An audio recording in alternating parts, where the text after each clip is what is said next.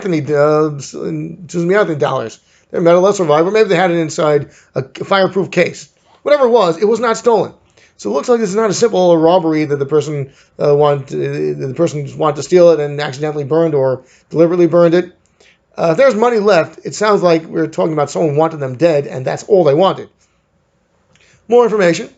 Joyce had first and second degree burns, which makes sense. Even after death, a person can burn. She was dead before the fire killed her. That's why she did not have carboxyhemoglobin in her blood. But she had 12 stab wounds and one in the aorta, which is bound to kill people. So she died by the 12 stab wounds, not by the fire. She was burned in the fire, but that's why she had first and second degree burns. But she died beforehand. John also had stab wounds, and in his neck, his torso, and the one in his neck that would have been fatal. He would have died if he wouldn't have died in the fire, unless he would have gone to a hospital. But so again, it looks like someone stabbed them both. Stabbed John, and John didn't die. But who did stab John? The knife that stabbed Joyce, they found it. The knife that stabbed John was wider, and they could not match her knife to his wounds. So her knife didn't kill him because her knife was narrow. His wounds were wider. There was some wider knife that killed him, and it wasn't found. Now, what they concluded was, okay, John was there certainly, so he killed his wife. Then he stabbed himself and set fire to the room. So that's what happened. I mean, there was no other person that was known to be there. So that's what they said. It was murder-suicide. But there are some interesting questions that were left behind.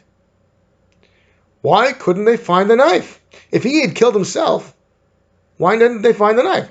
Did someone take it away? Or was it just the people who were examining the burned shell of the house? They just couldn't find the knife. Or maybe it was destroyed in the fire somehow? Why couldn't they find the knife? If it was a suicide, why not? Not only that, his wounds were rather deep for a suicide. It's not easy to stab oneself. They were kind of deep, and they were wondering, did he really kill himself? The people were starting to wonder whether it was whether he killed his wife and then killed himself, or maybe somebody else killed his wife and killed him with a different knife, or tried to kill him, but left him alive while burning the rest of the house. So, was it someone else? Maybe. And that someone else, why did they want to kill him killed? It's a lot of these things are simply not known even today. So you can see why there's a very important question of the manner of death. Was it a suicide? Or maybe it was a homicide? So again, it's an interesting case that illustrates why you might have to say it's undetermined. Very important thing to do is find the time of death. Remember, we want to reconstruct things. We want to reconstruct the crime scene and the crime. We want to know when they were dead, when they were killed, because this will enable us to let's say, prove a person has an alibi, or a person cannot explain their whereabouts at the time. Maybe they were there. Maybe they witnessed it. A lot of possibilities. We want to know the time of death if possible. So the easiest way is to find witnesses. Oh, I was at 10:37 and I looked at my watch and I saw, the guy, killed his neighbor. Well, that'll be great, or especially if you have a video camera but anyway, you don't always have that. And even witnesses, you're never sure if they're being honest.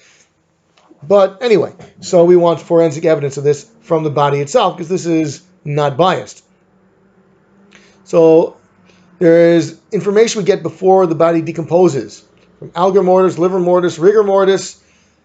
Again, we'll deal with this. Algor Mortis is the temperature of the dead body. Liver mortis is the color of the dead body, and the rigor mortis is the stiffness of the muscles of the dead body.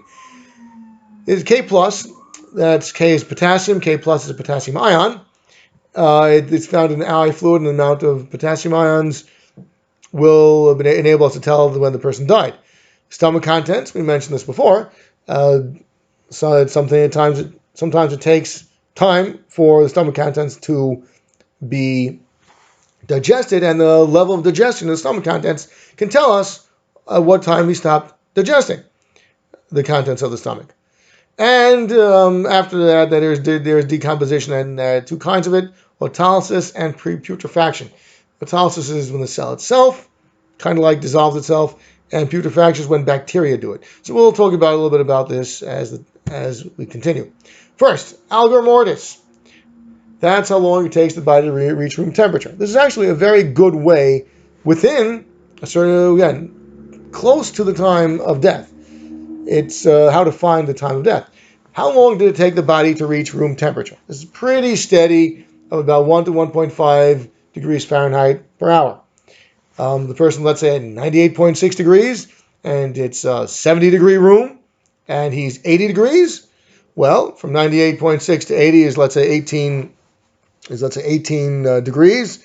So assuming it's 1 degree per hour, we can say, well, he might have been there for 18 hours. Or again, it's less because of 1 to 1.5 Fahrenheit.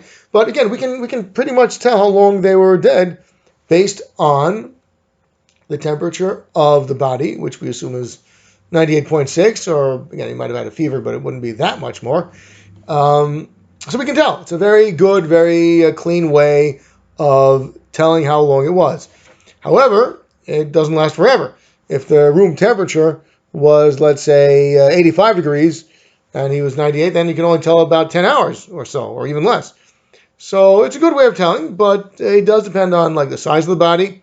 Bigger bodies lose heat more slowly. Were they wearing clothing or sealing in the heat? And what was the temperature of the room? It could be, if it's like in the frozen Arctic, then he might have gotten colder a lot faster than 1 degree Fahrenheit per hour. So, but there's like a sort of like an average for standard cases, 1 to 1.5 degrees Fahrenheit per hour. This, of course, begins immediately because the body does no longer warms itself up after death, and it lasts as long as it takes to reach room temperature. So that's Algor Mortis. So it's a little less easy to find out. That's liver mortis. Now, after a person's alive, the person has a certain,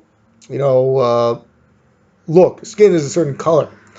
A lot of that has to do with the blood constantly flowing through the body, and where the blood, and keeping the blood where it belongs. But after death, the heart doesn't do that, and then the blood starts pooling, and it gets closer to the skin. So I think pools in closer to the ground naturally because gravity pulls it to the ground. The skin there becomes bluish purple because the blood is, again, it's not oxygenated blood, or mostly not. So it's a little darker than red, and if in case of asphyxiation, where there's, again, lack of oxygen, not much oxygen, it's even darker purple. So what we see is like toward the bottom of let's say the bottom of the dead body. Let's say he's on his side. Let's say he's on his right side. So his right side will have darker purple where the blood pooled over there. Now, there's an important thing called blanching, which can tell more about this. If you look at the palm of your own hand, you'll probably see it's kind of like reddish, right? Not white, not chalk white. It's sort of like whatever flesh color it is to you. But it's kind of red. You can see red. You see where the blood, is under the skin. If you press it, you'll find a white area right under your finger. Then you let it go, then the red or whatever your natural color immediately flows back in. This is because